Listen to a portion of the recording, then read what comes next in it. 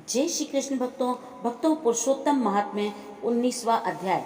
नारायण जी ने कहा, हे नारद, भक्त वत्सल भगवान अपनी वाणी से सुदेव ब्राह्मण को प्रसन्न करते हुए बोले, हे द्विजराज, जिससे मैं प्रसन्न हुआ, क्या वह तुम नहीं जानते? मेरा प्रिय पुरुषोत्तम मास आने पर तुम दोनों स्त्री पुरुषों ने उपवास कर यहाँ बैठने से पुरुषोत्तम मास की सेवा हुई।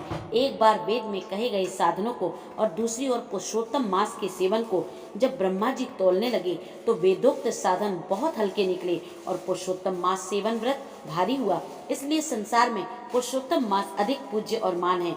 जो मनुष्य का जन्म लेकर भी पुरुषोत्तम मास में जप तप स्नान दान आदि नहीं करते हैं, वे जन्म जन्मांतर में दरिद्र होते हैं। अतः सब प्रकार से यत्न करके मेरे प्रिय पुरुषोत्तम मास का सेवन करना चाहिए। जो पुरुषोत्तम की सेवा करेगा वह भाग्यवान धन्य होकर मुझको ही प्राप्त होगा।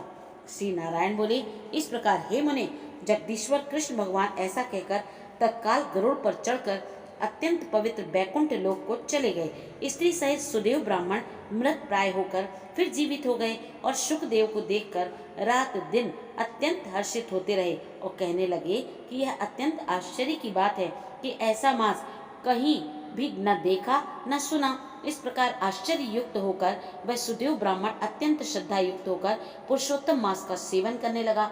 ऋषि वाल्मीकि कहते हैं, वहीं तुम राजा दृढ़ धनवा विख्यात हुए।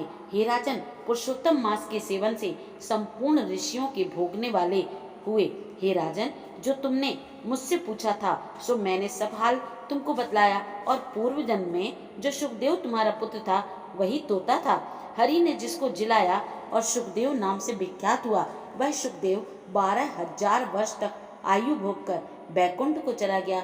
वही सुखदेव वन के सरोवर में बड़ के वृक्ष पर बैठकर संसार सागर में डूबे हुए विषय रूपी सर्प से तुम जो अपने पूर्व जन्म के पिता को देखकर कृपा से युक्त हो चिंतन करने लगा कि यदि मैं इस राजा को बोध नहीं कराऊंगा तो मेरा भी अपराध हो जाएगा।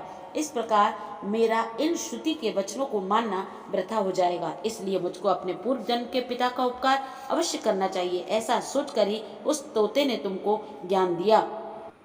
इति श्री पुरुषोत्तम महात्म्य 19वां अध्याय समाप्त। जय श्री कृष्ण भक्तों।